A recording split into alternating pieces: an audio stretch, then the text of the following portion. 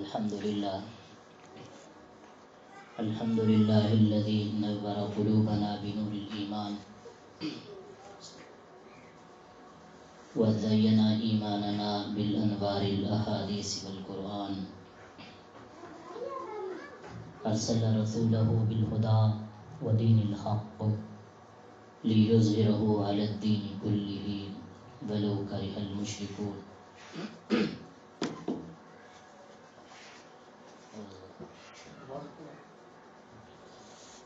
صلی اللہ علی النبی الکریم وعلی آلہ وصحبہ وأہل بیتہ ومن تبعهم اجمعین.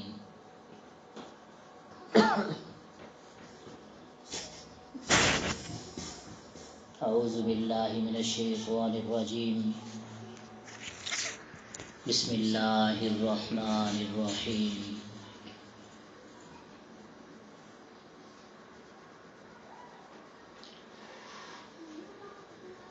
ان الدین عند اللہ الاسلام. آمنت باللہ صدق اللہ العظیم وصدق رسولہ النبی الصادق الوعد الامین. اللہم صلی علی سیدنا و مولانا محمد وعلی آل سیدنا و مولانا محمد وبارک وسلم.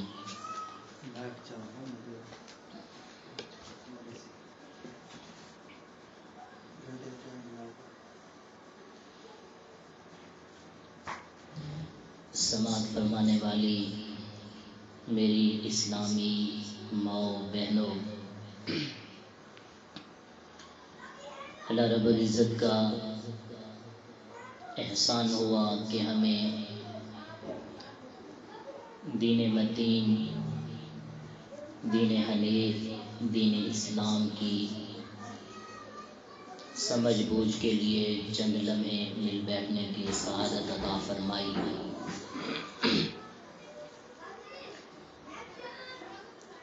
دین اسلام انسانی زندگی گزارنے کا وہ ضابطۂ حیات، وہ قانون مقدس ہے کہ جسے پروردگار نے خود تخلیق فرمایا. قرآن مجید میں ارشاد فرمایا گیا ان الدین عند اللہ الاسلام، کہ اگر کوئی دین، کوئی قانون حیات، کوئی زندگی گزارنے کا ضابطہ اللہ کے حضور قبول اور مقبول ہے، اللہ کا پسندیدہ ہے، تو دین اسلام ہے. دین اسلام بنیادی چیز ہے، فطرتی چیز ہے، اور فطرت کبھی غلط نہیں ہوتی. بنانے والا کاریگر جو مشینری تیار کرتا ہے اس کے ضوابط بھی وہ خود تیار کرتا ہے، اور ہر مشینری کے ساتھ اس کا ایک کتابچہ موجود ہوتا ہے جس میں اس کے صحیح استعمال کے طریقے اور غلط استعمال کے نقصانات بیان ہوتے ہیں. پروردگار نے انسان کو بنا کر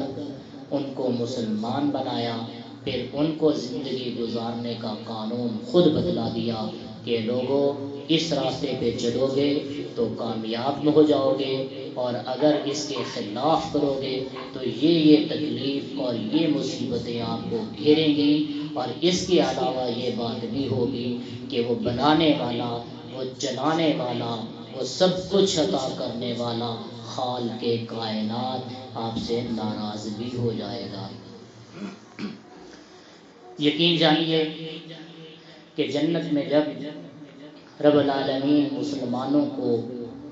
اہل جنت کو اپنی زیارت کروائیں گے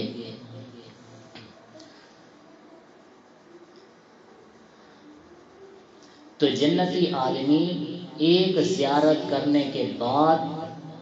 دوسری زیارت کرنے کے لیے بے تاب رہیں گے اور وہ عرض کریں گے کہ اے مالک اگر آپ چاہیں تو جنت کی یہ نعمتیں ہم سے اگر واپس لینا چاہیں تو لے لیجئے، مگر خدارا اپنی زیارت بند نہ کروائیے کہ جنت کی تمام نعمتوں میں بے شک مزہ ہے، لیکن جنت کی تمام نعمتوں کا مزہ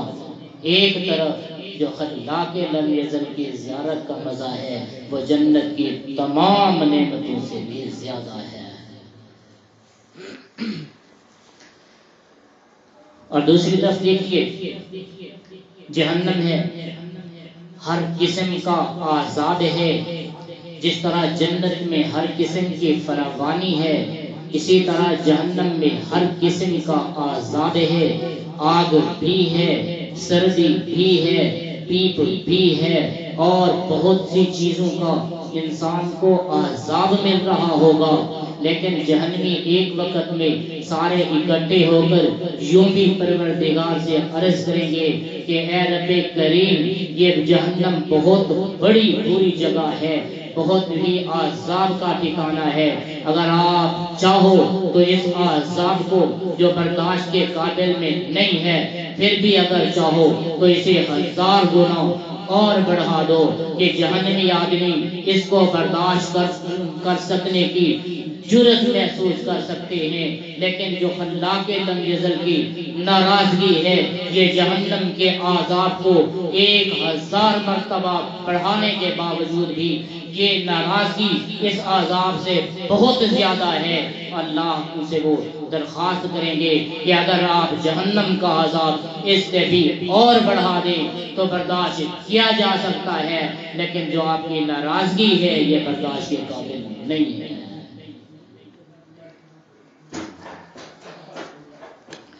رب العالمین اپنی رضا ہمیں نصیب فرما دیں، تو اپنی رضا کے راستے پہ چلنے کے لیے جو رب العالمین نے قبول فرمایا وہ دین اسلام ہے، اور دین اسلام کی وہ جو ضابطہ حیات کتاب ہے وہ کلام مجید قرآن مجید ہے، اللہ نے جسے قانون دستاویزات کی صورت میں بنا کر احسان فرمایا کہ ہر مسلمان کے گھر تک پہنچا دیا۔ چنانچہ آج کوئی بستی، کوئی شہر، کوئی قریہ، کوئی دیہات، کوئی گاؤں، کوئی گھر، کوئی کچا پکا مکان ایسا نہیں ہے جو مسلمان کا ہو اور اس کے گھر میں قرآن موجود نہ ہو یا صاحب قرآن موجود نہ ہو یا ادھر قرآن پڑھانے والے آیا نہ کرے تھے۔ کوئی بستی ایسی نہیں ہے، کوئی دیہات ایسا نہیں ہے، کوئی جنگل کا گاؤں ایسا نہیں ہے جس میں قرآن نہ پہنچا ہو یا قرآن والے نہ پہنچے۔ یہ کوئی کم اعزاز ہے؟ قرآن مجید میں اللہ رب العزت نے جہاں حکم عطا فرمائے ہیں وہاں کچھ واقعات بھی بیان فرمائے ہیں۔ آج تو ہماری ماؤں بہنوں کو اس طرف کا شغل نہیں ہے، وہ تو انٹرنیٹ کی باتیں بیان کرتی ہیں۔ ہمارے بچپن میں ہماری مائیں، ہماری نانیاں، ہماری دادیاں بستی والے بچوں کو اکٹھے کر کے قرآن مجید میں جو بیان کیے گئے واقعات ہیں وہ سنایا کرتی تھیں۔ ہمیں تو یہ حضرت یوسف علیہ السلام کا واقعہ، حضرت موسیٰ علیہ السلام کے واقعے گھٹی میں نصیب ہوئے ہیں۔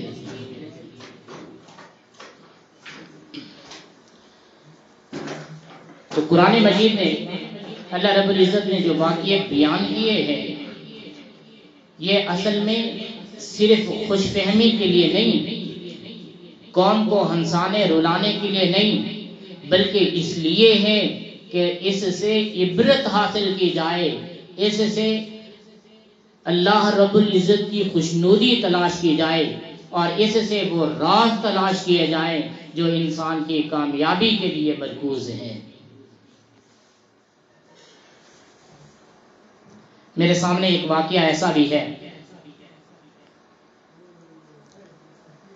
جو نبی پاک صلی اللہ تعالی علیہ وآلہ وسلم کی زندگی کا سب سے اہم واقعہ ہے، میں بس کوشش کروں گا کہ اسی واقعے کو بیان کروں اور اس سے چند سبق کو اخذ کروں جو ہمارے لیے بہترین نمونہ ہے، اور دعا کروں کہ اللہ رب العزت ہمیں صحیح طور پر سمجھنے اور اس پہ عمل کرنے کی توفیق عطا فرمائے۔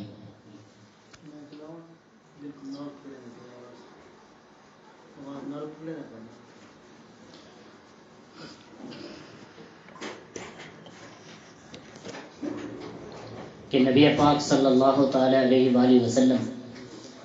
ایک مرتبہ سفر پہ جا رہے تھے، تو حضور علیہ الصلوۃ والسلام نے اپنی ازواج مطہرات میں سے کسی ایک بیوی کو ساتھ لے جانے کے لیے حضور نے قرعہ کیا، اور اس قرعہ میں نام نکل آیا میری ماں سیدہ عائشہ صدیقہ رضی اللہ تعالی عنہا کا۔ سفر جاری ہوا، واپسی پہ ایک جگہ پر پڑاؤ لیا گیا۔ اما عائشہ صدیقہ رضی اللہ تعالی عنہا نے اسی پڑاؤ کے دوران قضائے حاجت کا سفر کیا۔ اتنے میں نبی علیہ الصلوۃ والسلام نے قافلے کو روانگی کا حکم دے دیا۔ قافلے والوں نے روانگی شروع کی، آئے اما عائشہ صدیقہ رضی اللہ تعالی عنہا کی طرف، تو انہوں نے وہ جو پالکی نما تھا، کچاوا تھا، وہ اٹھایا اور اٹھا کے اونٹ پہ رکھ دیا۔ چونکہ میری اماں ضعیف الجسم تھی تو اٹھانے والوں کو احساس نہ ہوا کہ اس میں اماں موجود ہیں یا نہیں۔ اس جو وہ پالکی تھی یا کچاوا وغیرہ سمجھ لیں، اس کے اوپر کپڑا بندھا ہوا تھا، پردہ لٹکایا ہوا تھا، تو صحابہ کرام نے وہ پردے سمیت اٹھا کے اس کو رکھ دیا، اور معلوم تک نہ ہوا۔ جب اما عائشہ صدیقہ رضی اللہ تعالی عنہا واپس آئیں، دیکھا تو قافلہ روانہ ہو چکا تھا۔ اب اما عائشہ صدیقہ رضی اللہ تعالی عنہا نے ایسا کیا کہ وہیں پہ اپنا دوپٹہ اوڑھا اور سو گئی۔ تو ترتیب میں یہ تھا کہ قافلے کے کچھ پیچھے ایک صحابی رسول مقرر تھے جنہوں نے اس راستے پہ سفر کرنا تھا، اور جو قافلے والوں کی گری پڑی چیزیں ہوں ان کو اٹھانا تھا۔ تو جب وہ اس پڑاؤ کے مقام پر پہنچے، پہلے تو انہوں نے سمجھا کہ وہ کوئی چیز ہے، جب قریب آئے تو دیکھا وہ سیدہ کائنات، عفیفہ کائنات، ام المومنین سیدہ عائشہ صدیقہ رضی اللہ تعالی عنہا ہیں۔ وہ فرماتے کہ میں نے اماں کو اس زمانے میں دیکھا ہوا تھا جب پردے کا حکم نازل نہیں ہوا تھا۔ وہ صحابی قریب آئے اور انا للہ و انا الیہ راجعون پڑھا اور اونٹ کو ساتھ میں بٹھایا۔ اما عائشہ صدیقہ رضی اللہ تعالیٰ عنہ اٹھیں اور اٹھ کر اس اونٹ میں سوار ہو گئیں۔ وہ صحابی پیدل چلتے چلتے اپنے قیام گاہ پر رسول اللہ صلی اللہ علیہ وسلم کے قدموں میں آ پہنچا۔ ادھر موقع مل گیا منافقین کو، مشرکین کو، انہوں نے شور مچانا شروع کر دیا کہ اما عائشہ صدیقہ رضی اللہ تعالی عنہا کے اس آدمی کے ساتھ تعلقات اچھے نہیں ہیں۔ یہ جب شور ہوا تو لوگوں میں چیم گویاں ہونے لگیں۔ جب بات آ پہنچی جناب رسول اللہ صلی اللہ تعالی علیہ وسلم تک، تو نبی علیہ الصلوۃ والسلام کے دل اقدس پہ گرانی محسوس ہوئی۔ نبی علیہ السلام کسی سوچ میں پڑ گئے، اور محبوب کی یہ کیفیت دیکھ کر عفیفہ کائنات نے اجازت چاہی کہ اے اللہ کے رسول مجھے اجازت دیں اور میں اپنے ابا کے گھر میں جاتی ہوں۔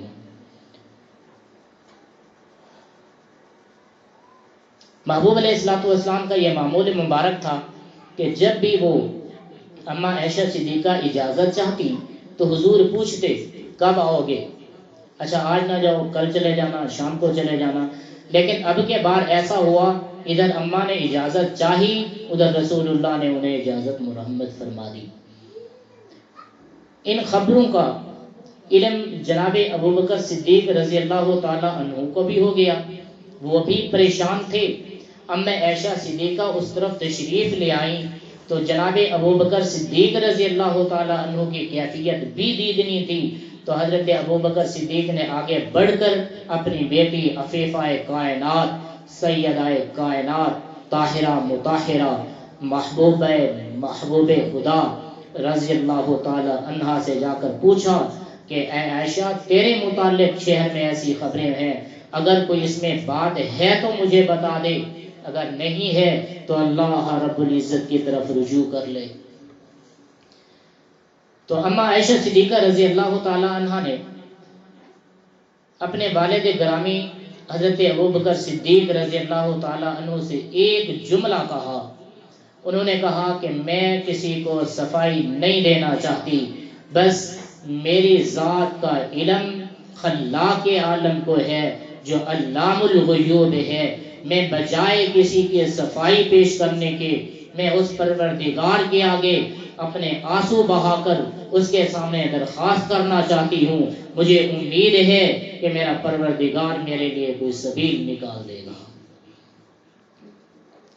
ادھر رسول اللہ صلی اللہ علیہ وآلہ وسلم بھی تشریف لائے اور آ کر فرمایا اے عائشہ ایسے ایسے مشہور ہوتا جا رہا ہے، اگر تجھ سے کوئی غلطی ہو تو مجھے بتا، میں اللہ رب العزت سے تیرے لیے دعا کرتا ہوں مغفرت کی، اور امید کرتا ہوں کہ پروردگار کریم و ذات ہے، معاف فرمانے والے ہیں، وہ معافی کا راستہ فرمائیں گے. اما عائشہ صدیقہ رضی اللہ تعالی عنہ نے جب یہ جملہ سنا تو اور زیادہ تڑپ گئی اور پروردگار کے سامنے سر سجود ہو کر رونے لگی. اللہ تو علیم الغیوب ذات ہے، تو علام الغیوب ذات ہے، تو جاننے والا ہے، تجھے معلوم ہے کہ میں اس وقت کس حالت میں ہوں، میں گناہگار ہوں یا نہیں ہوں. اللہ میرے لیے آسانی کا راستہ خود فرما دیجئے، میرے لیے اور مغفرت کی سبیل فرمائیے اور محبوب علیہ الصلوۃ والسلام کو اطمینان عطا فرمائیے. جب یہ چھ مغیاں اور زیادہ بڑھی، نبی پاک صلی اللہ تعالی علیہ وآلہ وسلم پہ وہ جو ذہنی دباؤ بڑھنے لگا تھا، تو نبی علیہ الصلوۃ والسلام نے اپنے صحابہ کرام کو جمع فرما کر ارشاد فرمایا کہ میری اس پریشانی کو بانٹو، مجھے بتاؤ، مشورہ دو کہ کیا کرنا چاہیے. ایک صحابی رسول کھڑے ہوئے، انہوں نے عرض کی اللہ کے رسول اگر اس پہ الزام آ گیا ہے تو آپ کو پریشان ہونے کی ضرورت کیا ہے، آپ کو چاہیے اس کو چھوڑ دیں. آپ اس کو چھوڑ دیں گے تو اللہ رب العزت کے حضور کوئی عورتیں کم تو نہیں ہو گئی، کسی اور عورت کا نکاح ہو جائے گا. ادھر حضرت عثمان غنی رضی اللہ تعالی عنہ کھڑے ہوئے، انہوں نے عرض کی کہ اللہ کے رسول اللہ رب العزت سے دعا کیجئے کہ اللہ پاک خود ہی اس کا معاملہ آسان فرمائے، کیونکہ عائشہ صدیقہ کا نکاح آپ سے ہم نے نہیں بلکہ اللہ رب العزت نے خود ہی کیا تھا. تو محبوب نے پوچھا عمر آپ بتاؤ میری عائشہ کے بارے میں تمہارا کیا خیال ہے. سیدنا فاروق اعظم کھڑے ہوئے اور عرض کی کہ اے اللہ کے رسول یہ بتائیے عائشہ صدیقہ کا نکاح کس نے کیا تھا آپ کے ساتھ. فرمایا اے عمر تمہیں معلوم ہے میرا نکاح عائشہ صدیقہ کے ساتھ تو رب العالمین نے خود کیا تھا. تو فاروق اعظم مسکرا اٹھے، انہوں نے عرض کی کہ اے اللہ کے رسول اس پہ پریشان ہونے کی ضرورت کیا ہے، اس پہ تکلیف کو محسوس کرنے کی ضرورت کیا ہے. جائیے عائشہ صدیقہ کو منائیے اور اپنے گھر میں لے جائیے کہ جو رب آپ کے جسم اقدس پہ گندی مکھی کو نہیں بیٹھنے دیتا، وہ رب آپ کے بستر اقدس پہ گندی عورت کو بھی نہیں آنے دیتا. ادھر نبی علیہ الصلوۃ والسلام نے دیکھا تو جبریل امین بھی تشریف فرماتے. پوچھا اے جبریل تو کیا کہتا ہے؟ تو جبریل امین نے سورۃ نور کی وہ 16 آیتیں پیش کی جو رب العالمین نے عائشہ صدیقہ کے حق میں بیان کی، فرمایا سبحانکا ھذا بہتان عظیم، میرے محبوب آپ جائیے اور جا کر عائشہ صدیقہ سے کہہ دیجئے کہ ساری دنیا خلا کے لم یزل کو کہتی ہے محبوبہ سبحانکا تو سب سے پاک ہے، اور میں خدا ہو کر گواہی دے رہا ہوں، جا کر اسے کہہ دیجئے کہ سبحانکا عائشہ تو سب سے پاک ہے۔ اور ھذا بہتان عظیم، یہ جو باتیں پھیل رہی ہیں یہ تو بہت بڑا بہتان ہے۔ اور اللہ رب العزت نے محبوب علیہ الصلوۃ والسلام کو تسلی بھی دی، اما عائشہ صدیقہ کی عفت اور برت بھی بیان کی، تو نبی علیہ الصلوۃ والسلام کا چہرہ اقدس کھل اٹھا اور حضور علیہ الصلوۃ والسلام حضرت ابوبکر صدیق کے گھر کی طرف تشریف لائے۔ جناب ابوبکر صدیق رضی اللہ تعالی عنہ پہلے پہنچے، انہوں نے فرمایا عائشہ اٹھ کر محبوب کا شکریہ ادا کر کہ محبوب آپ کے پاس آ رہے ہیں اور اللہ رب العزت نے آپ کی برت آسمانوں سے بھیجی ہے۔ اور حضرت عائشہ صدیقہ رضی اللہ تعالی عنہ رونے لگ گئیں، فرمایا ابا جان میں ان کا شکریہ ادا کیوں کروں جو لوگوں کی باتوں میں آ چکے تھے، میں چاہتی ہوں میں سب سے پہلے اس ذات کا شکریہ ادا کروں جس نے یوسف علیہ السلام کی طرح، عیسیٰ علیہ السلام کی طرح کسی بچے سے نہیں بلکہ خود ہی گواہی دی اور میری عفت کے متعلق قرآن پاک کو نازل فرمایا۔ میں چاہتی یہ ہوں کہ میں سب سے پہلے اپنے مولا کا شکر گزار بن جاؤں، اپنے مولا کا شکر ادا کروں۔ نبی علیہ السلام تشریف لائے اور سیدہ کائنات کو لے کر اپنے گھر میں جلوہ فروز ہوئے تو دشمنوں کا منہ بند ہوا اور پتہ چل گیا کہ ان میں سے کون کون آدمی ہے جو منافقت کر رہا ہے، جو دین اسلام کی آبیاری سے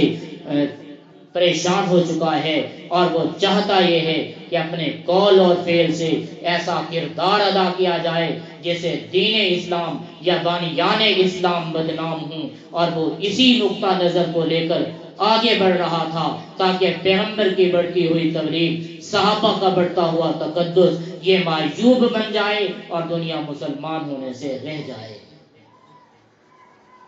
تو اللہ رب العزت نے اسلام کو ترقی عطا فرمائی، صحابہ کی عظمت کو بیان فرمایا کہ صحابہ کا یہ شان مقرر کیا جو زمین پہ بولتے ہیں اللہ ان کا فرمان قرآن میں بیان کر دیتا ہے۔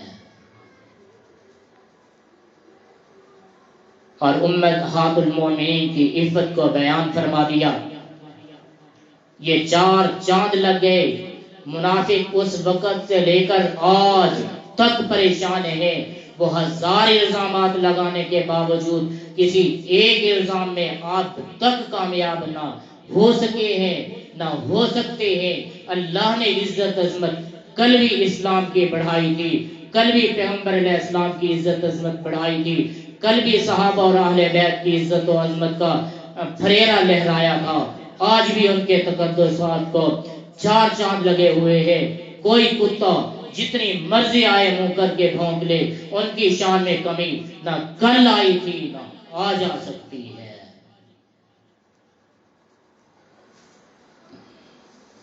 میری تقریر تو یہاں پہ ختم ہو گئی۔ میں یہ چاہتا ہوں کہ اس واقعے کو پھر سے دیکھوں، پروردگار نے اس واقعے میں راز کیا رکھے تھے اور یہ واقعہ رونما کیوں ہوا۔ تو اللہ رب العزت ہمیں درس دینا چاہتے ہیں کہ جن کے ہاں ایک سے زیادہ بیویاں ہوں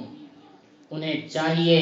کہ وہ تمام بیویوں کے ساتھ انصاف کریں۔ یہ نہیں ہے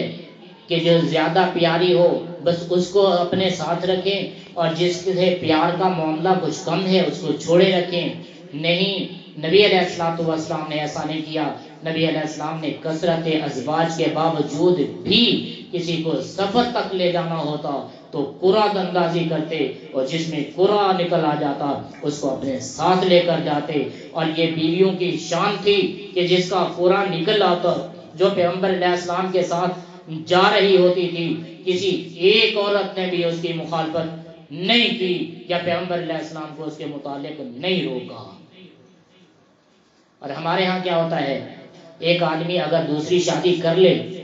کسی بھی خوشی کی وجہ سے یا کسی مجبوری کی وجہ سے، تو آنے والی دلہن اپنے پیاری باتیں کر کر کے یوں خراب کرتی ہے کہ وہ مرد بس اس کا ہو کر رہ جائے، اسے پہلے والی بیوی کی طرف نہ جائے، یا پھر جو وہ دوسری شادی کرنا چاہتے ہیں اس کو بھی اس انداز میں باتیں کر کر کے خراب کرتی ہیں کہ وہ اس ایک کے سوا کسی دوسری کا بھی نہ بن سکے۔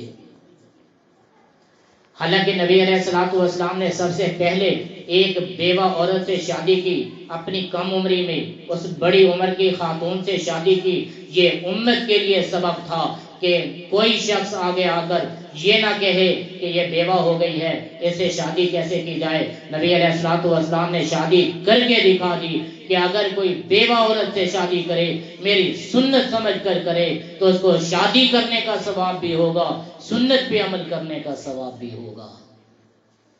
اور ہم اپنے ماحول میں دیکھ لیں، بیوہ ہونا تو دور کی بات ہے، طلاق یافتہ ہونا تو دور کی بات ہے، کسی ایک مسلمان بچی کی منگنی ٹوٹ جائے، نکاح کی دور کی بات ہے، ایک منگنی ٹوٹ جائے تو وہ 10 سال تک انتظار میں بیٹھتی ہے، کوئی اس کی طرف دیکھنا بھی گوارا نہیں کرتے، کہتے ہیں اچھی ہوتی تو اس کی منگنی ٹوٹ جاتی۔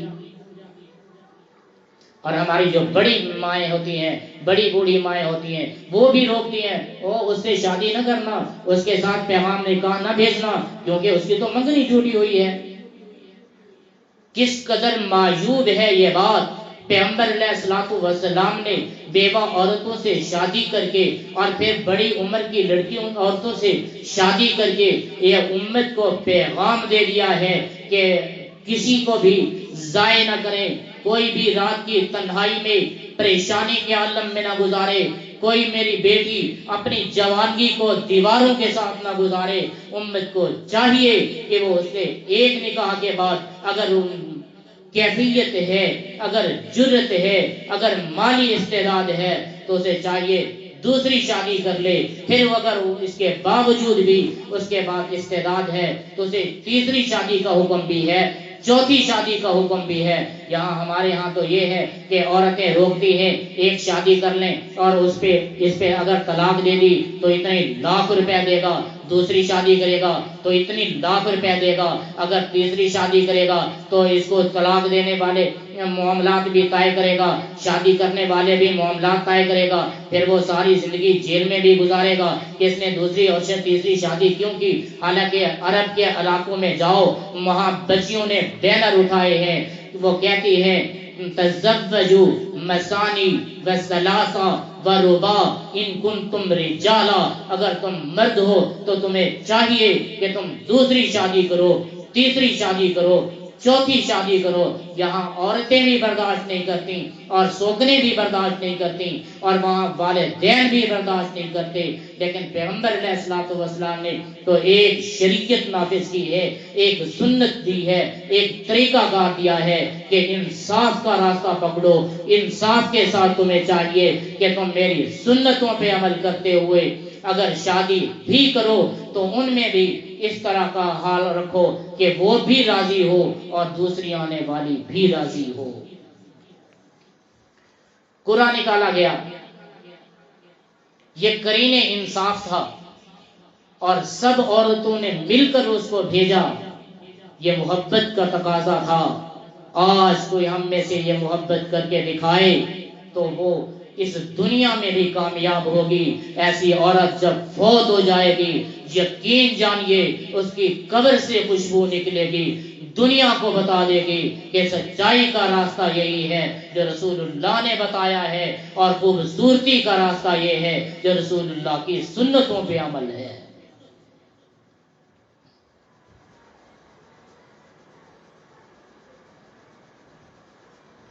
نبی پاک صلی اللہ تعالی علیہ وآلہ وسلم اپنی ایک بیوی کو سفر پر لے کر جا رہے ہیں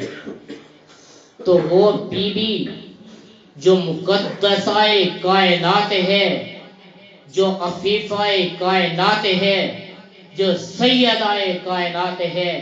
وہ اپنا پردہ اوڑھتی ہے اور پردے کے ساتھ جاتی ہے، ان عظیم قدوسی نفوس کے ساتھ جو اتنی متجر ہے، جو اتنی عظیم ہے کہ زمین پہ بولتے ہیں۔ اللہ ان کی بات کو قرآن مجید میں بیان فرماتے ہیں۔ اتنی عظمتوں کے بعد وہ مرد بھی ان عفیفہ عورتوں سے پردہ کرتے ہیں، اور وہ مقدسہ عورتیں بھی ان نفوس قدسیہ سے پردہ کرتی ہیں۔ اور ہمارے ہاں یہ ہے کہ پردہ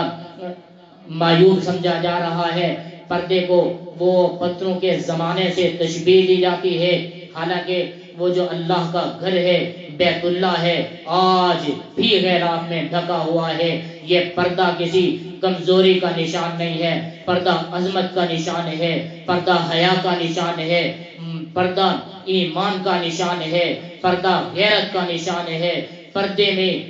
عظمت بھی ہے، غیرت بھی ہے، حیا بھی ہے، لیکن یہاں پردوں کے تقدسات کو چھوڑ کر میری مائیں بہنیں اور ٹی ویوں پہ بے پردہ دیکھتی ہیں، محفلوں میں بے پردہ جاتی ہیں، بازاروں میں بے پردہ جاتی ہیں، سکولوں کالج میں بے پردہ جاتی ہیں۔ کون ہو سکتا ہے حیا کا پردہ کرنے والا؟ عائشہ صدیقہ سے بڑھ کر، فاروق اعظم سے بڑھ کر، وہی فاروق اعظم جنہیں رسول اللہ صلی اللہ علیہ وسلم نے کئی بشارتوں سے نوازا۔ یوں فرمایا، آسمان پر میرے دو وزیر ہیں، ایک کا نام جبریل ہے، ایک کا نام میکائیل ہے، اور زمین پر میرے دو وزیر ہیں، ایک کا نام ابو بکر ہے اور ایک کا نام عمر ہے۔ اور اسی طرح آپ صلی اللہ تعالی علیہ وسلم حضرت ابو بکر کو ہاتھ میں لے کر، فاروق اعظم کو ہاتھ میں لے کر مسجد میں داخل ہوئے ہیں، فرما رہے ہیں ہاکذا یدخلوا فی المسجد، جس طرح ہم مسجد میں ابھی داخل ہوئے ہیں، ہاکذا یموت، اسی طرح ہی فوت ہوں گے،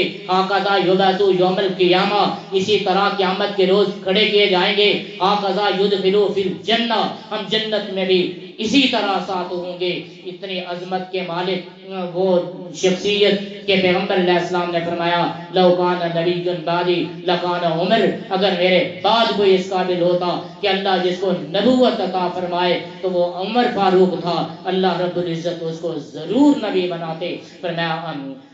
انا خاتم النبیین لا نبی بعدی، کیونکہ میں آخری نبی ہوں، میرے بعد اور کوئی نبی نہیں۔ لیکن اگر کوئی نبوت کا سلسلہ جاری ہوتا تو فاروق اعظم اس اہل تھے کہ ان کو اللہ کے نبی بنانے کا اعزاز مل جاتا۔ یہی وہ فاروق اعظم ہے، آپ شہید ہو گئے ہیں، روضہ اقدس میں دفن ہو گئے ہیں۔ ان سے پہلے اسی روضہ اقدس میں حضرت ابو بکر صدیق مدفون ہے، ان سے پہلے اسی روضہ اقدس میں جناب رسول اللہ صلی اللہ علیہ وسلم مدفون ہے، ان کے دفن سے پہلے یہی وہ حجرہ ہے جو سرور کائنات صلی اللہ تعالی علیہ وآلہ وسلم کی زوجہ مطہرہ عفیفہ کائنات سیدہ عائشہ صدیقہ رضی اللہ تعالی عنہ کا حجرہ مبارک ہے۔ اس میں حضور علیہ الصلوۃ والسلام حضرت اما عائشہ صدیقہ رہتے ہیں، حضور وصال پا گئے ہیں، عائشہ صدیقہ رضی اللہ تعالی عنہ اسی قبر پہ بیٹھتی ہیں، قبر پہ ملتی ہیں،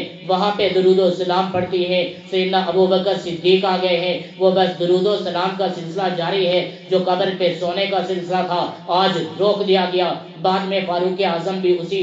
حجرہ مبارک میں مدفون ہوئے ہیں۔ اما عائشہ صدیقہ نے وہاں جا کر درود و سلام کا سلسلہ بھی بند کر دیا۔ کسی نے پوچھا اما اب آپ حجرے میں کیوں نہیں جاتی؟ فرمایا عمر آ گیا ہے، عمر اس میں مدفون ہے، میں پردہ کرتی ہوں، مجھے عمر سے حیا آتا ہے، لہٰذا میں اور جگہ پر بیٹھ کر درود و سلام کا سلسلہ جاری رکھتی ہوں۔ کون شک کر سکتا ہے فاروق اعظم کی ہستی پہ؟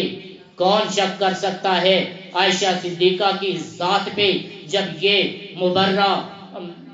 یہ پاکیزہ ہستیاں، یہ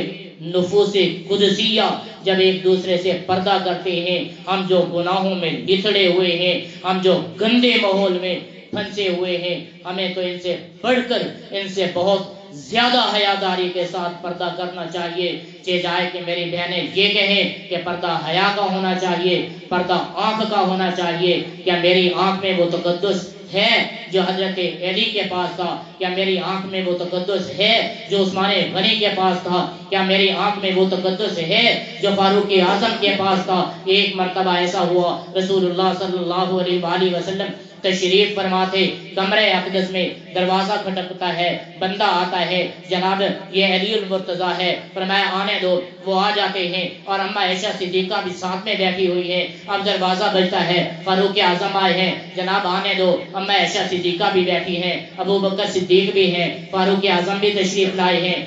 اور دروازہ کھٹک رہا ہے، اب کے بعد حضرت عثمان آئے ہیں، رسول اللہ صلی اللہ علیہ وسلم نے فرمایا اسے روکو، ابھی دیر میں آنے دینا۔ اس دوران حضور علیہ السلام نے جو پنڈلی مبارک سے کپڑا اٹھایا ہوا تھا اس کو کپڑے کو سیدھا کیا، پنڈلی مبارک کو چھپایا، اپنے بدن کو درست فرمایا اور آلتی پالتی مار کر چار زانو ہو کر بیٹھے تو فرمایا اب عثمان کو آنے دو۔ اما عائشہ صدیقہ رضی اللہ تعالی عنہ رونے لگی، حضور عمر آئے ہیں، ایسے نہیں کیا گیا۔ فاروق اعظم کی ہستی کے بعد ابو بکر صدیق آئے ہیں، آپ نے یہ معاملہ نہیں کیا۔ علی المرتضیٰ آئے ہیں، آپ نے ایسا نہیں کیا۔ فاروق عثمان غنی کے لیے آپ نے ایسا کیوں کیا؟ فرمایا عائشہ میں کیا کروں، یہ وہ عثمان ہے جس کا حیا عرش کے مقدس فرشتے کرتے ہیں، میں محمد اس کا حیا کیوں نہ کروں؟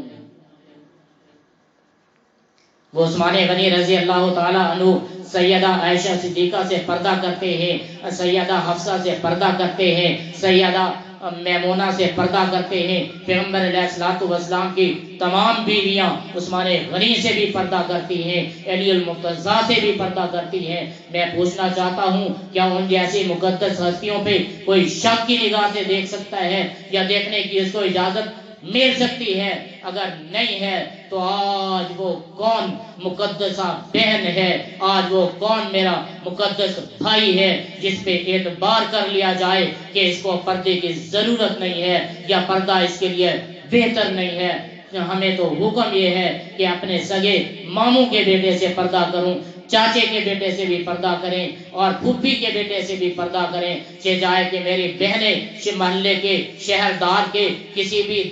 دور دراز کے رشتہ دار اور رشتہ دار کے دوست اور اس کے دوست سے بھی پردہ نہیں کرتی، یہ تو فلاں کا دوست ہے۔ اور یہاں یہ ہوتا ہے ایک محلے میں شادی ہو تو ساری عورتیں بے پردہ پھرتی ہیں، کیوں؟ اس سے پردہ کیوں نہیں؟ اس لیے یہ تو دلہا بھائی ہے،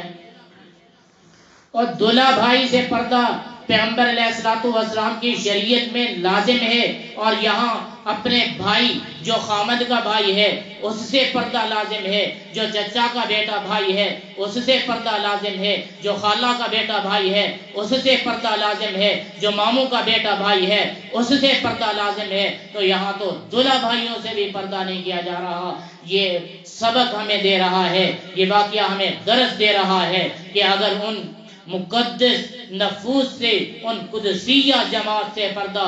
لازم و ملزوم ہے تو آج کے اس گہ گزرے دور میں پردہ سب سے زیادہ اہم ہے۔ اور جن بھائیوں نے پردہ کیا، جن بہنوں نے پردہ کیا، میرے دانش میں ایسے کئی سارے واقعات ہیں، جب قبریں کھلی گئیں، جب قبریں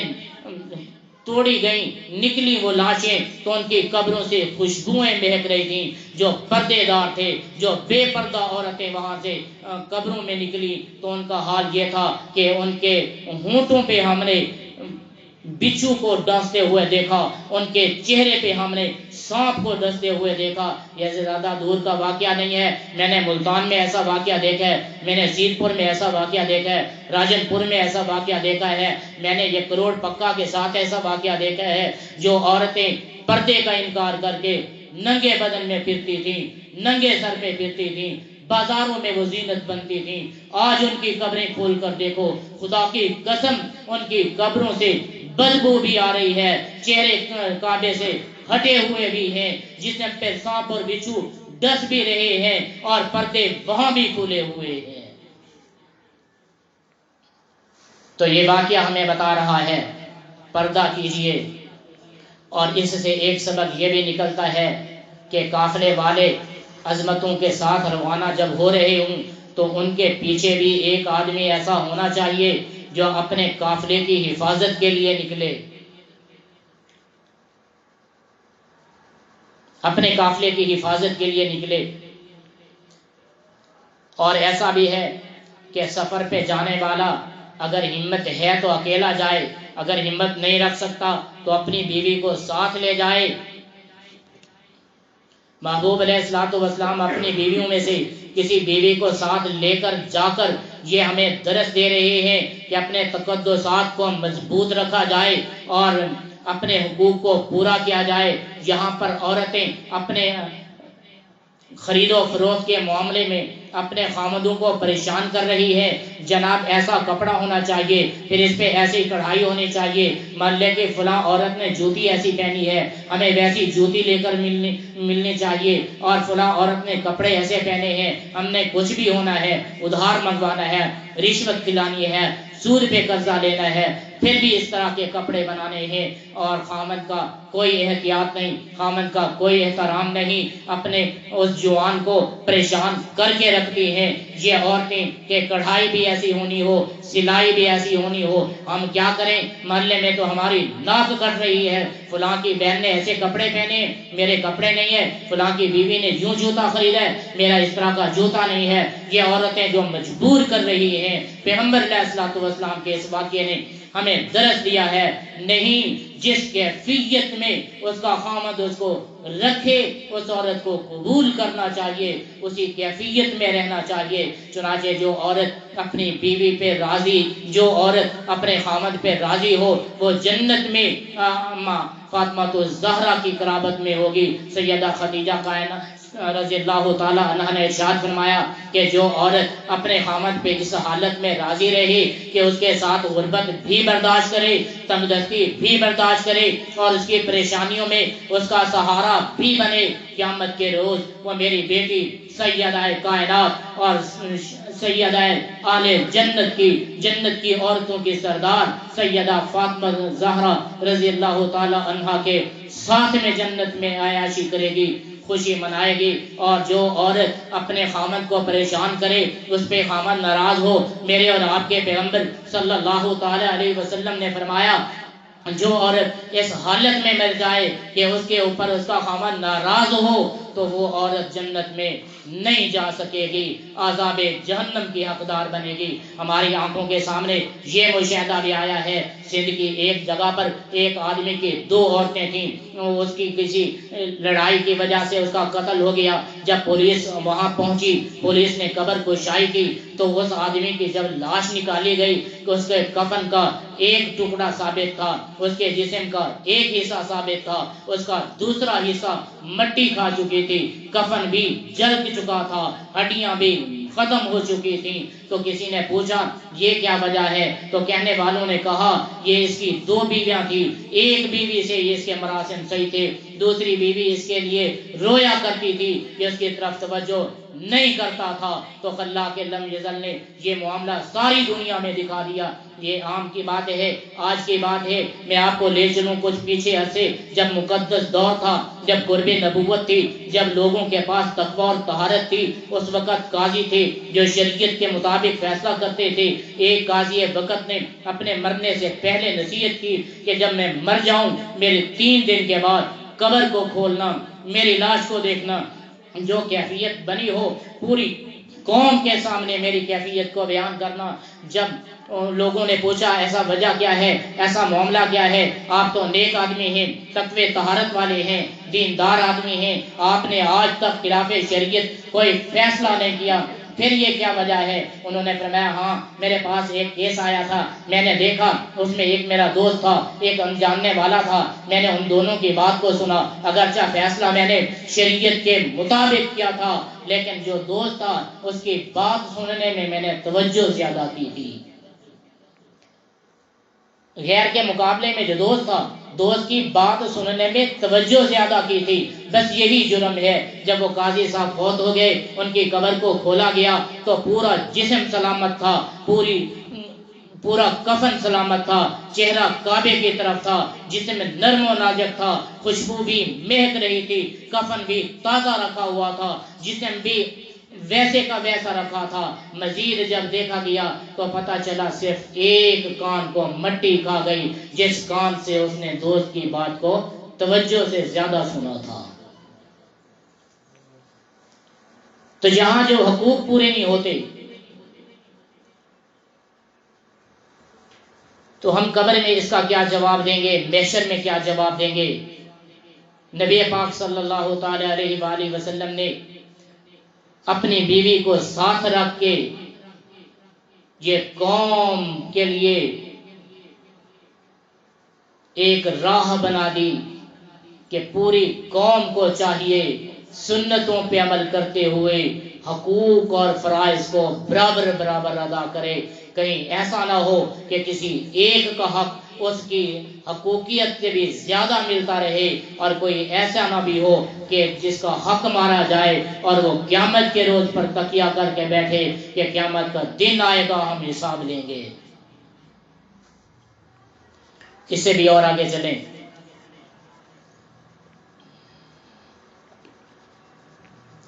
الزام لگانے والوں نے الزام لگایا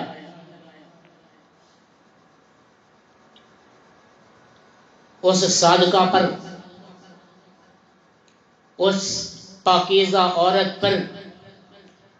جس کے بستر اقدس پہ رب کا جبریل اللہ کا کلام لے کر آیا کرتا تھا، اور اس مومنہ مردوں عورتوں کی ماں نے صبر کر کے دکھایا. یہ ہمارے لیے مشعل راہ ہے کہ جب بھی جس پر کوئی حرف آئے اسے چاہیے کہ وہ صداقت کے راستے کو مضبوطی کے ساتھ پکڑے. کہیں ایسا نہ ہو کہ وہ الزام کی بندرباز کے پیچھے وہ اسی راستے پہ لگ جائے، بلکہ اس کو چاہیے کہ وہ صبر کا دامن پکڑے رکھے، برداشت کے ماحول میں رہے اور اللہ رب العزت سے نصرت طلب کرتی رہے یہاں تک کہ اللہ رب العزت اس کے لیے کوئی صفائی اور بہتری کا راستہ نکال دیں.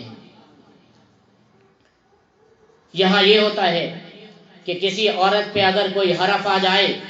تو وہ اٹھ کر پورے شہر میں پورے بازار میں لوگوں کو کہتی پھرتی ہے فلاں بندے نے ایسا کیا ہے، فلاں نے ایسا کہا ہے، فلاں ایسا شور کر رہا ہے، فلاں ایسا آوازیں کس رہا ہے. جبکہ انہیں چاہیے تھا کہ وہ صبر کے ساتھ کام لیتی، انہیں چاہیے تھا کہ وہ اپنے خاوند کو اعتماد میں لیتی، انہیں چاہیے تھا کہ اپنے والد کے گھر میں جاتی، اپنے والد کو سارا حال بیان کرتی، چاہے کہ وہ اپنے خاوند اور والد کو مطمئن کریں. وہ بازار میں کہتے پھر رہے ہیں، شہر میں دیہات میں کریا گاؤں میں کہتے پھر رہے ہیں فلاں بندے نے میرے ساتھ ایسا کہا ہے، فلاں نے ایسا کہا ہے. اما عائشہ صدیقہ رضی اللہ تعالی عنہا نے یہ عمل کر کے ہمیں درس دیا ہے کہ اگر کبھی بھی کوئی آنچ آ جائے شور مچانے کے بجائے اللہ کے در اقدس پہ اللہ رب العزت کو راضی کرنے کے لیے رویا جائے، فریاد کی جائے، پروردگار کو پکارا جائے. اور اللہ رب العزت وہ ہے جو اسباب توڑتے ہیں، مسبب الاسباب ہیں، بغیر اسباب کے بھی وہ ایسا کر سکتے ہیں. کہ جب حضرت یوسف علیہ السلام پہ الزام آیا تھا تو اس پہ لوگوں نے فیصلہ کرنے کی کوشش کی، مگر اللہ رب العزت نے جو فیصلہ کیا، ایک دودھ پیتے بچے جو جھولے میں جھول رہا تھا اس نے آواز دی، اس نے کہا جاؤ دیکھو یوسف علیہ السلام کا کپڑا اگر پیچھے سے پھٹا ہوا ہے تو وہ عورت مجرم ہے، یوسف علیہ السلام پاکیزہ ہے. اگر کپڑا آگے سے پھٹا ہوا ہے تو یوسف علیہ السلام مجرم ہے اور وہ عورت پاکیزہ ہے. اللہ رب العزت نے جناب یوسف علیہ السلام کی برت بیان کرنے کے لیے خود اسباب پیدا کیے اور اس بچے سے گواہی دلائی جس کی ابھی بولنے کی عمر بھی موجود نہیں تھی. اور ساتھ میں یہ بھی ہمیں درس ملتا ہے کہ کسی پہ جھوٹا الزام نہ لگایا جائے. جب دو بہنیں آپس میں مل بیٹھتی ہیں پھر فلاں کا کتا، فلاں کا بلا، فلاں جانور، فلاں بات، پھر یہ ایک دوسرے کی کہانیاں آگے بیان کرتی ہے. کہیں ہوتی بھی ہے تو بھی بیان کرتی ہیں، کہیں نہیں بھی ہوتی تو بھی بیان کرتی ہیں. قرآن مجید نے ہمیں حکم دیا ہے سچائی کا، کذب بیانی سے روکے. محبوب نے فرمایا جو سچائی ہے وہ ہمیشہ نجات دلا کر رہتی ہے، جو جھوٹ ہے وہ ہمیشہ ہلاک کر کے رہتا ہے، بربادی اس دنیا میں بھی اگلی دنیا میں بھی جھوٹ بولنے والوں کی، اور قرآن نے کہا لعنت اللہ علی الکاذبین، جو جھوٹ بولتا ہو اس پہ اللہ کی لعنت ہے، جو سچ بولتا ہے وہ اللہ کا دوست کہلاتا ہے، سچ کہنے والا پیغمبر کی نسبت کو حاصل کرتا ہے، جھوٹ بولنے والا شیطان کی نسبت کو حاصل کرتا ہے۔ ہمیں حکم یہ ہے کہ اگر کہیں کوئی قضیہ دیکھ لیا جائے تو اس پہ برداشت کیا جائے، اس پہ صبر کیا جائے، اس کو چھپایا جائے، اس کے لیے ہدایت کی دعائیں کی جائیں کہ کوئی آدمی جھوٹ بولتا ہوا آگے کو چلتا جائے، شہر میں اخبار پھرتا پھرے کہ فلاں ایسا ہے، فلاں ایسا ہے، یہ جھوٹ کا پرندہ، یہ جو گواہیاں جھوٹ کی دینے والا ہے یہ شیطان کا بھائی ہے۔ اور اس واقعے سے ہمیں نتیجہ یہ ملا، کوئی ایک مسلمان بھی ایسا نہیں جو اس جھوٹے الزام میں شامل ہو، اس میں جو بھی شامل تھے وہ بے ایمان تھے، منافق تھے۔ تو پتہ یہ چلتا ہے جو جھوٹ کا ساتھ دے، جھوٹ کو پھیلائے، جھوٹ کو آگے چلائے، جھوٹ کی تصدیق کرے، وہ اس دنیا میں چاہے دنیا کے سامنے کلمہ پڑھتا پھرے، لیکن جب یہ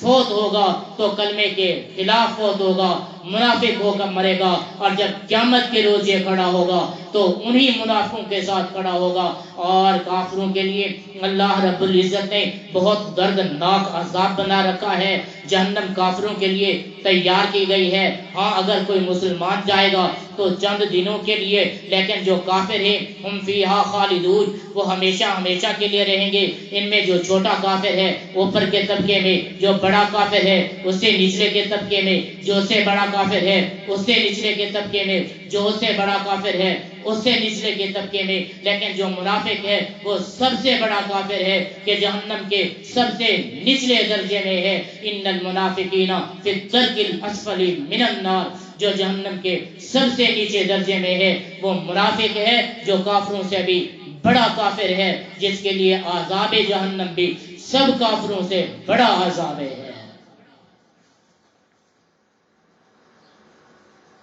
تو یہ واقعہ ہمیں درس دیتا ہے کہ نکلیے صداقت کے راستے پہ، نکلیے اچھائی کے راستے پہ، سچ کے ساتھ چلیے، سچ کے ساتھ چلیے، سچوں کے ساتھ چلیے۔ اور قرآن کہتا ہے یا ایھا الذین آمنو، اے وہ لوگوں جو ایمان لے آئے ہو۔ میرے پاس وقت ہوتا تو میں ایمان کے خطاب پہ بیان کرتا کہ یہ ایمان کا کہنا یہ کتنی عظمت کی بات ہے، اللہ کتنی محبتوں سے ایمان والوں کو پکارتا ہے۔ حالانکہ اللہ رب العزت نے پہلے قرآن میں اور امتوں کو بھی پکارا ہے اور نبیوں کو بھی پکارا ہے۔ جب بات آئی آدم علیہ السلام کی تو آدم علیہ السلام کے نام سے پکارا ہے، نوح علیہ السلام کو ان کے نام سے پکارا ہے، موسیٰ علیہ السلام کو ان کے نام سے پکارا ہے، تمام انبیاء کو ان کے نام سے پکارا ہے۔ جب میرے پیغمبر کی بات آئی ہے، میرے پیغمبر کو نام لے کر نہیں کہا، کہیں فرمایا یاسین، کہیں طٰہٰ، کہیں یا ایھا المزمل، کہیں یا ایھا المدثر، کہیں کچھ اور القاب سے پکارا ہے۔ جب امتوں کی بات آتی ہے، بنی آدم علیہ السلام کے ساتھ ان کی امت کو پکارا جاتا ہے، نوح علیہ السلام کے ساتھ ان کی امت کو پکارا جاتا ہے، موسیٰ علیہ السلام کے ساتھ ان کی قوم کو پکارا جاتا ہے۔ جب اس امت کی بات آتی ہے اس امت کا بھی نام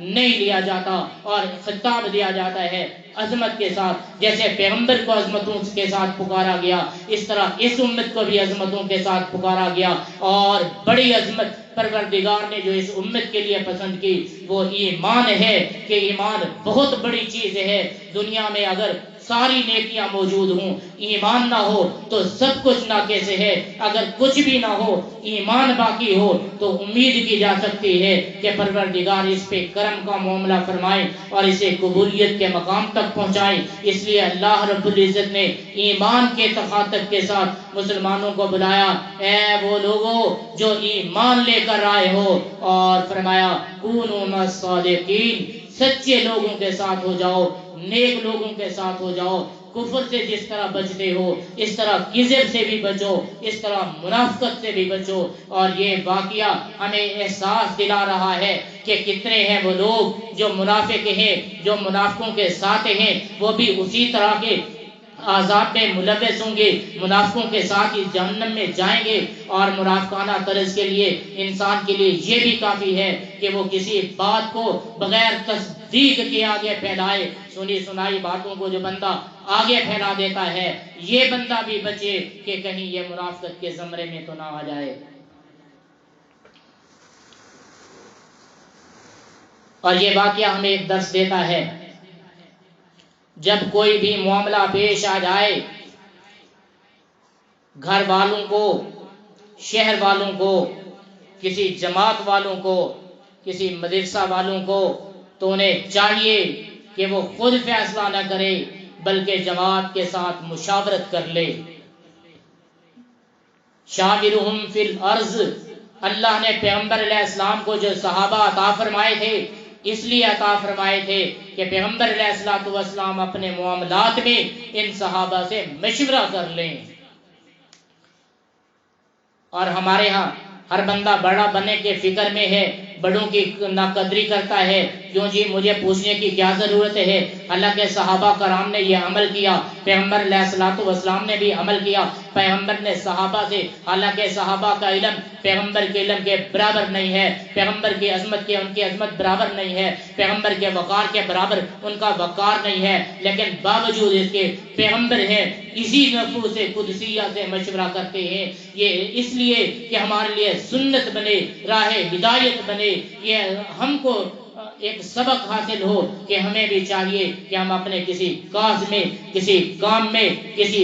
فیصلے میں ہم اپنے دوستوں سے، اپنے بھائیوں سے، اپنی بہنوں سے، اپنی ماؤں سے، اپنے خامد سے ہم مشورہ کر کے آگے چلیں۔ اور یہ حکم ہے جو زمین پہ مشورہ کرتا ہے، اللہ عرش برین سے ان کے لیے برکت کا نزول فرماتے ہیں۔ جو مشورے کے بغیر چلتا ہے وہ کبھی بھی سیدھی راستے پہ نہیں چل سکتا۔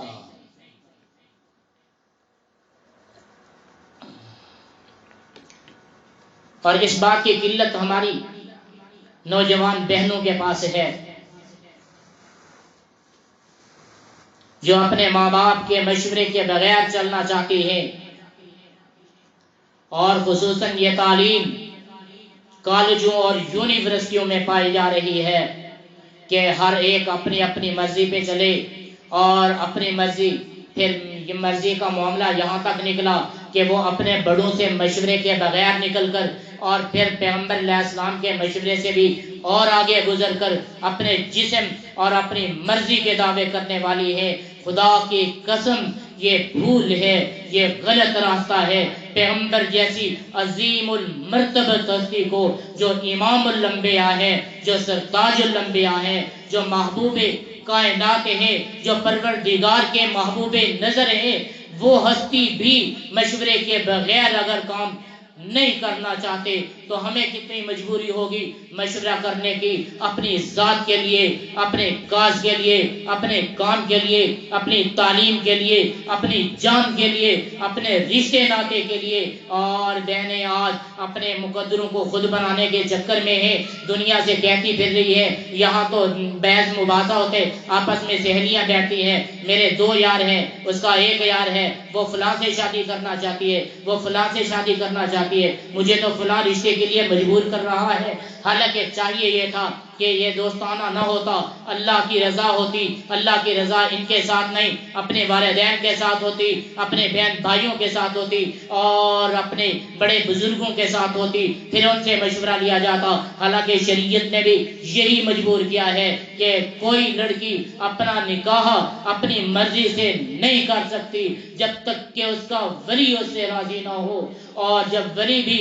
کوئی ولی اپنی بیٹی کا نکاح اس وقت تک نہیں کر سکتا جب تک کہ اپنی بیٹی سے ایجاب قبول نہ کروائے۔ تو شریعت ماں باپ کو مجبور کرتی ہے بیٹوں سے مشاورت کرے، بیٹیوں کو مجبور کرتی ہے ولی کی تابعداری کریں۔ اور آج مشورے کے جب سے ہم باہر نکل گئے ہیں تو کوئی ایک گھر ایسا نہیں ہے جو اپنے مشورے پہ نہ چلتے ہوں تو پھر کامیابی کے راستے پہ ہوں۔ ہاں یہ مشورہ ضرور ہوتا ہے، اپنے گھر میں نہیں کرتے تو لوگوں سے کرتے ہیں، بڑی مائیں اپنی بیٹیوں سے مشورہ نہیں کرتی، پیروں سے حساب کرواتی پھرتی ہیں، بڑے بیٹے اپنے ماں باپ سے مشورہ نہیں کرتے، چھوٹے بہن بھائیوں سے مشورہ نہیں کرتے، بازار میں دوستوں سے مشورہ کرتے پھرتے ہیں۔ تو پیغمبر علیہ الصلوۃ والسلام کے پاس 1,24,000 صحابہ کرام ہیں۔ پیغمبر علیہ السلام نے دور جا کر صحابہ کو نہیں بلایا، دوسرے شہر جا کر مسلمانوں کو نہیں بلایا۔ پیغمبر علیہ السلام نے اس معاملے میں ان لوگوں سے مشورہ کیا ہے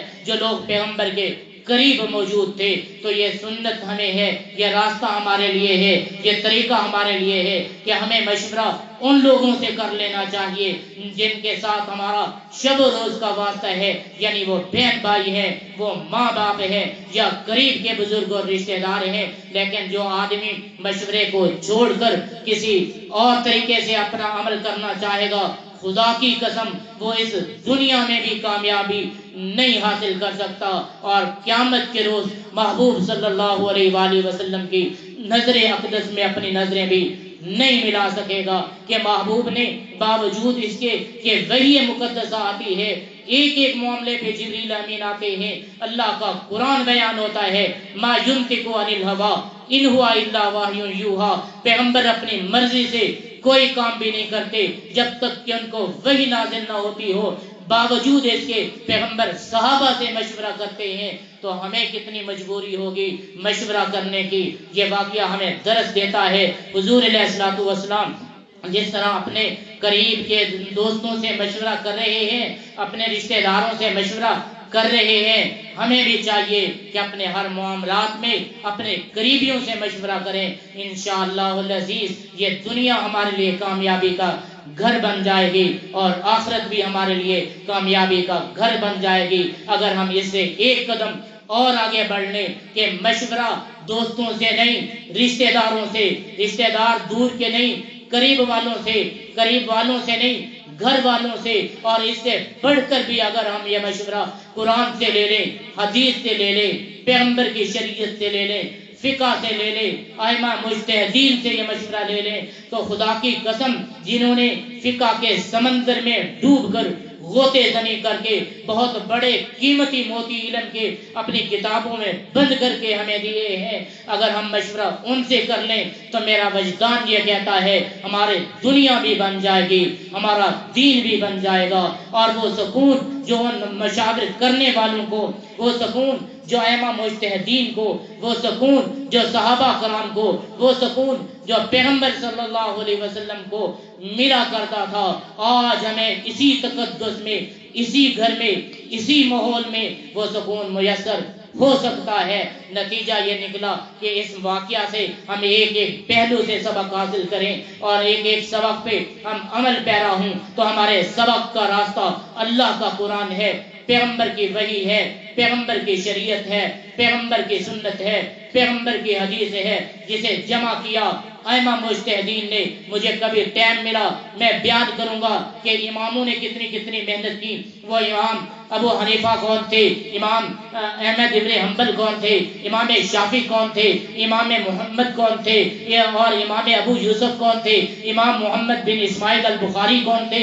اور ان سب میں سے ان کے ہوتے ہوئے ان کی موجودگی میں ابو حنیفہ کو امام اعظم کیوں مانا جاتا ہے؟ پھر ہماری خوش قسمتی یہ کہ ہم حنفی ہیں، ہم حنفی ہیں۔ حنفیوں کا یہ مزاج ہے جب حنبلی اور شافعی آپس میں کسی مسئلے پہ ٹکرا جائے وہ فیصلہ حنفیوں کا لیتے ہیں، تو ہمیں چاہیے تھا کہ ہم حنفیوں کی بات لیتے، اور ائمہ مجتہدین میں امام اعظم ابو حنیفہ رحمت اللہ علیہ کی بیان کردہ کتابوں سے، ان کے شاگردوں کے ملفوظات سے اگر ہم اپنی زندگی کا فیصلہ چاہتے تو خدا کی قسم ہماری دنیا بھی خوشبودار ہوتی اور ہماری قبر بھی خوشبودار بن جاتی۔ آخری بات کہتا ہوں، اس